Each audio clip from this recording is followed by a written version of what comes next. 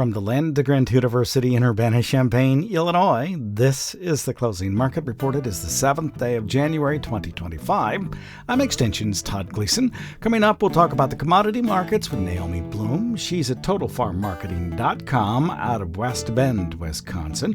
A bit later in the program, we'll discuss the weather forecast with Don Day at Day Weather out of Cheyenne, Wyoming. And along the way, we'll take up a broader perspective of the marketplace, particularly the fundamentals. We'll go through those with Ed Usset, agricultural economist at University of Minnesota Extension, all on this Tuesday edition of the Closing Market Report from Illinois Public Media. It is public radio for the farming world.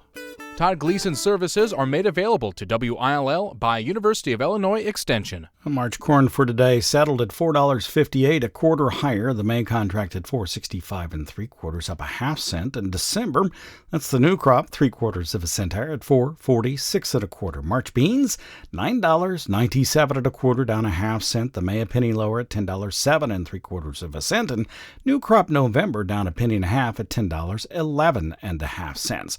Bean meal futures at $303.50, $3.80 lower. The bean oil for the day finished at $41.25, 92 cents higher on this Tuesday afternoon. Naomi Blohm now joins us from TotalFarmMarketing.com. She's in West Bend, Wisconsin. Happy New Year to you, Naomi, and thank you for joining the willag.org team as a regular Tuesday analyst from this point forward. Thank you very much. I appreciate that a lot. Oh, you're welcome. I'm so excited. Thanks for having me, and I'll always try to bring my A game every Tuesday and market information and just keep everyone informed as I can. Yeah, so give me a little bit about your background. What do you want to tell us about your bio for the day? Yeah, so I grew up in the Madison, Wisconsin area, and growing up, my dad and grandpa, he had a dry dog food business in our backyard. So it's okay, you can laugh. It's kind of a weird thing. But we would buy our corn and soybeans for the dog food from my grandpa's two brothers, and they lived just a quarter mile down the road. They farmed 2,000 acres and had a very small grain elevator. So growing up, I really got to see my great uncles farm and run a grain elevator. I got to see my dad and grandpa, make dog food, buy products as end users, turn it around, make this product, and then sell it in the Madison, Wisconsin area. So it was pretty neat growing up to have that background, and I participated in 4-H and FFA. And then when I went to college, I went to the college at University of Wisconsin in Platteville and studied agriculture, business, and political science, and just really fell in love with commodity marketing and how it affects families. So like in 1995-96, my dad and grandpa as end users were not ready for the big price rally that corn and soybeans had from 95 into 96. So that was a game changer for our family's business, and it really opened my eyes to market volatility and just being prepared for those types of situations as end users, and then on the flip side, as farmers. Well, thank you for that story. It's a wonderful background and a great story as well. How's it serving you today as you think about policies and fundamentals, and I suppose the upcoming USDA report as well? Just I think with my background, I can thankfully say that the college that I went to did a great job of being able to present both sides of situations on the political side. So it really helped me to see both sides of situations, global situations, U.S. situations, to know how the world can work together and understanding global history of countries and bigger conflict. So that's been really advantageous, I think, to my career, and I love being able to explain to farmers what it means when, a certain region of the world is starting to erupt and have issues, and what that could mean to policy, why it could affect the price then of grain in their backyard. And just every day, every week, every year, agriculture is so different, and just trying to take all of that news and bring it down into a tangible form to explain it to the farmer so they can then use that to make the best business decisions for their farm and for their family. Okay, so some of the things that are in place, and we'll talk about them in a moment, are the weather in Argentina. potential tariffs under a new Trump administration incoming. But for the moment, it will be the Friday USDA reports that make a difference. What are you thinking about for them? Yeah, so that absolutely is going to be the cornerstone for this entire first quarter for U.S. agriculture, U.S. ending stocks, and then, of course, the global situation. So we just started to get some pre-report estimates out today. So we're going to be getting the quarterly stocks information on this report. We're going to be getting production on this report, demand, and winter wheat planted acres as well. So there's so many different aspects of the report that can be tweaked. And kind of my thought here is that the USDA will make one of the commodities bullish, they'll make one of them bearish, one of them neutral, and the computers will initially have all the algorithms going, and we'll see a knee-jerk reaction with flare right after the report comes out, but then how we finish the day is the most important. So I think the market's already pricing in friendly corn information. We're expecting that we're going to see the corn ending stocks come down for that old crop corn, which of course would be supportive, and that's why the corn market's been inching higher. We're not expecting much out of the report for soybeans. We'll probably see the USDA keep the South American production numbers unchanged, and the big question mark will be what they do with the crush numbers and how that affects ending stocks there, and if they do any tweaking of yield on the soybeans. And the wheat might be the wild card. So we'll see what they say for acres, and then keeping an eye on each major global producing region of wheat in the world and how that affects those ending stocks. Because as we've been talking for quite some time, with wheat, global ending stocks are near 9-year lows. So we want to be keeping an eye on price direction there and supplies there, because then ultimately that too will play into, I think, ultimately the U.S. and how the new administration will do business with Russia, Ukraine, and trying to get that war to end. So a lot of moving parts happening, and the month of January is going to be wild for volatility. As you mentioned, some of the numbers are coming out. The average trade guess for soybeans at 51.6 bushels to the acre. That's down from the November 51.7 from USDA. For corn, the November number was 83.1 bushels to the acre, dropping that to 182.7. And then the trade is suspecting that that will build into the ending stocks of 1.675 billion for corn, down from the current 1738. Soybeans at 457, down from the current 470 million bushels. Both of those would be lower numbers, of course, going into the first quarter. Does that portend a higher market, in your opinion, in that case? Well, that's the thing. We've been pricing in and expecting this friendly information. So now the market's becoming overbought on the corn side of things on daily charts. So almost we'll need to see something over the top for friendly news to justify a significant push higher from here.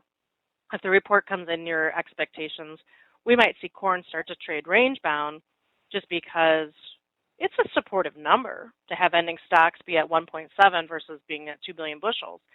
But then the trade is going to start to factor in, okay, now that we know what the ending stocks are, we can start to plan ahead and think if we're planting 2 or 3 more million acres, what is that going to be doing to ending stocks in the future? So we'll trade that report for a good hour, I think, and then unless there's something really exciting on it, we might go back into weather watching for South America and then trying to outguess what the new administration is going to be doing in their first 100 days.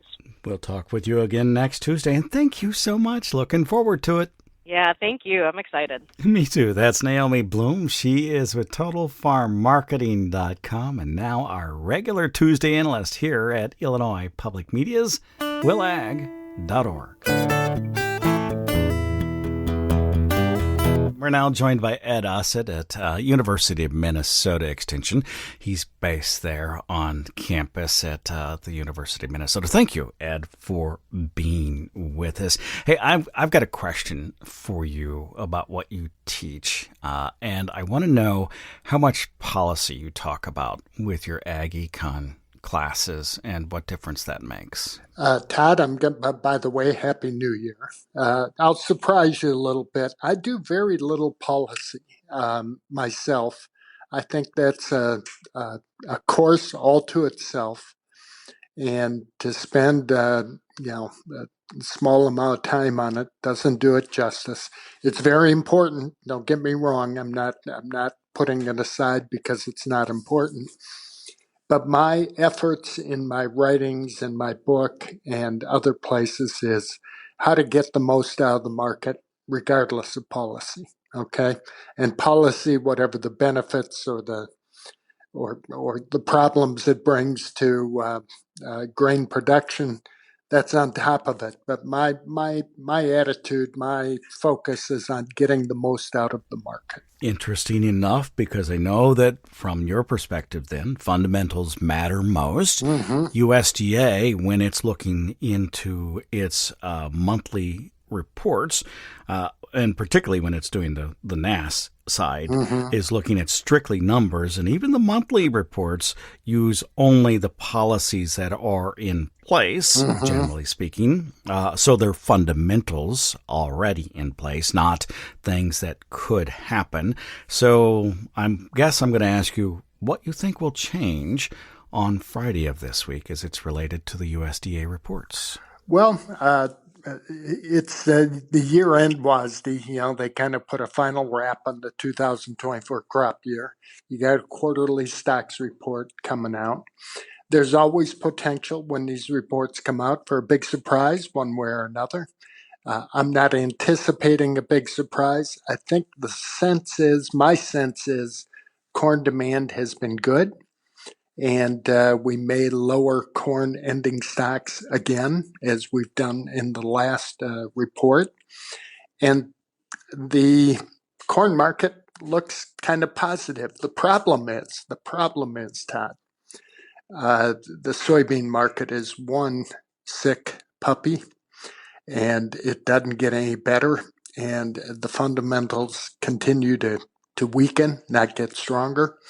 And I don't know if the corn market can go up with the soybean market pulling so hard on the other side. So it makes the weather forecast, because the markets work on speculation as opposed to fundamentals. It makes the weather forecast in South America, particularly for Argentina, really important at this time.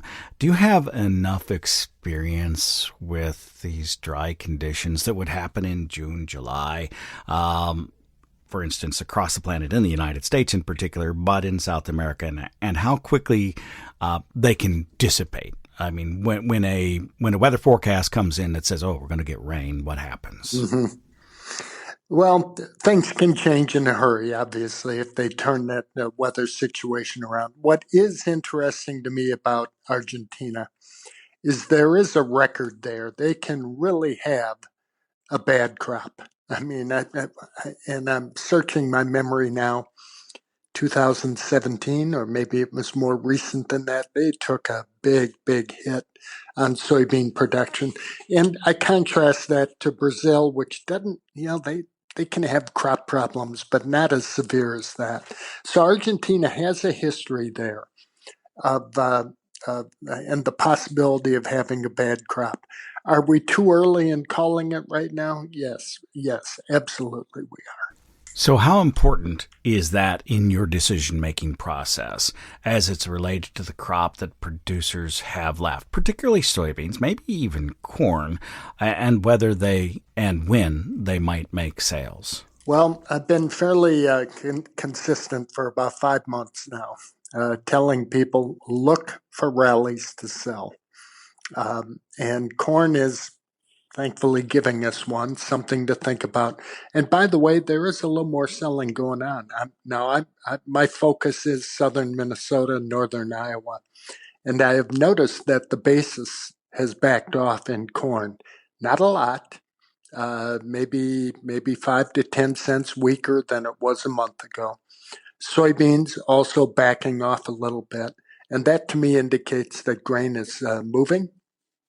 It's the new year. It makes sense that some would move. Look for rallies to sell, but the sad part is, and your listeners know this, Todd, soybeans won't give us anything to sell. It won't give us a rally. Well, I'm wondering a little bit about what has happened at the new year. So, what you're seeing is that just the deliveries that were set up for January already that is pushing this price down in your part of the world in southern Minnesota, or is it new sales? Do you suppose? I'm guessing there are some new sales in there. I'm guessing there are some new sales. New tax year. Um, uh, uh, we do. I'm looking at corn bids in Minnesota. We are, 60 cents off our lows of late August, early September.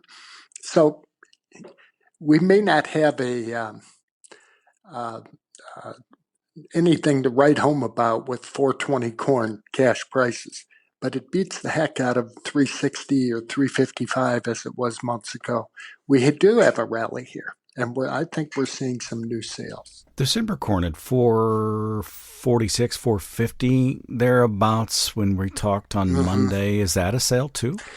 Not at this point in January. It doesn't do much for me at this point, but you're asking the right question. It's only January 6th. Give me to the end of February, into March, and certainly April, May.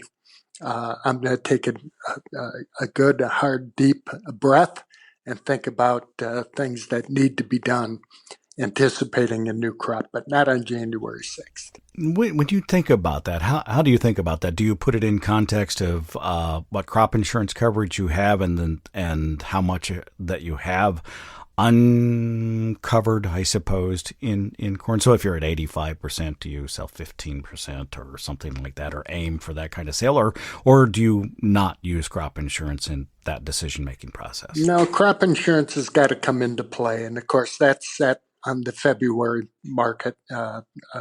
February closes on December corn and November soybeans. So I can't.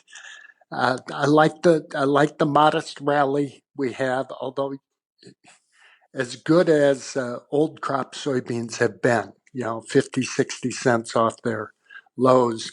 When we look at, I think December 25 corn right now is about 447, somewhere in there.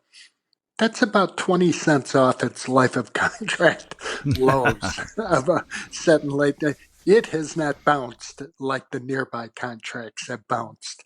So I can't get excited about that, but I'm going to do what I have to do when I get later into spring and towards early summer. It tells you that much of the trade is thinking that there may be a lot more corn acres in the United States. We'll get that first look when we find the survey at the end of the March from farmers, yes. Which means that what happens on Friday of this week will be important because that'll set the tone. Yes, it probably will. All the way through then, right?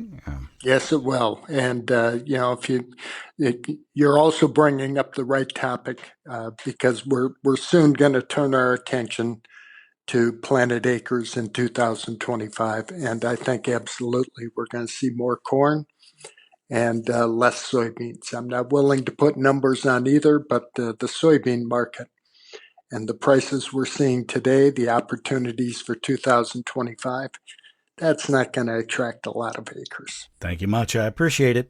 Thank you. Ed Usset is an agricultural economist. He's with University of Minnesota Extension. You're listening to the Closing Market Report. Our theme music is written, performed, produced, and courtesy of Logan County, Illinois farmer Tim Gleason. We're in our 41st year. That means we're celebrating 40 years on the air, more than 10,000 episodes of the Closing Market Report. Let's turn our attention to one of those some 30,000 interviews we've done over the years. Today with Don Day. He's at Day Weather out of Cheyenne, Wyoming. Hi, Don. Thanks for being with us today. Glad to be here. Let's begin in South America.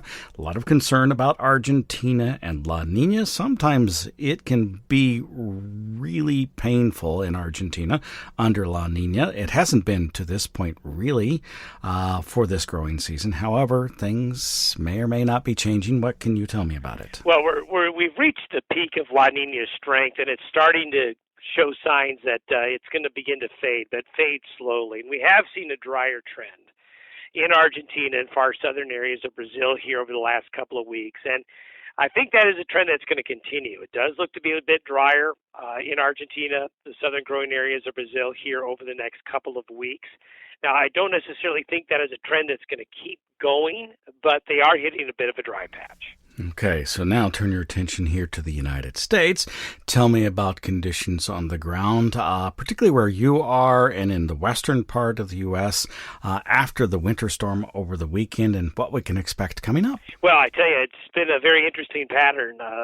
Winter is really getting going, and not only are we going to have one major storm that we're just getting done with, but we're soon going to see a significant outbreak of winter weather from northeast Texas across Oklahoma, Arkansas, then it's going to go across some of the southern areas that received snow from the first storm. And earlier today, we had freeze warnings along the Gulf Coast from Florida, then even into the desert Southwest, all the way into southern Arizona. So there's a lot of cold air pouring into the nation out of Canada. And what's been interesting is it hasn't been bitterly cold air, but it's causing temperatures to be as much as 15, 20 degrees below average. And when you're that far below your 30-year normal for January, you're pretty cold. And so we're going to be looking at plenty of winter weather here for at least another week. And some of the areas that have seen the winter weather will continue to see that. And that goes from some very cold weather and snow from the northern plains to a lot of the Ohio Valley and the southern plains getting into that winter weather.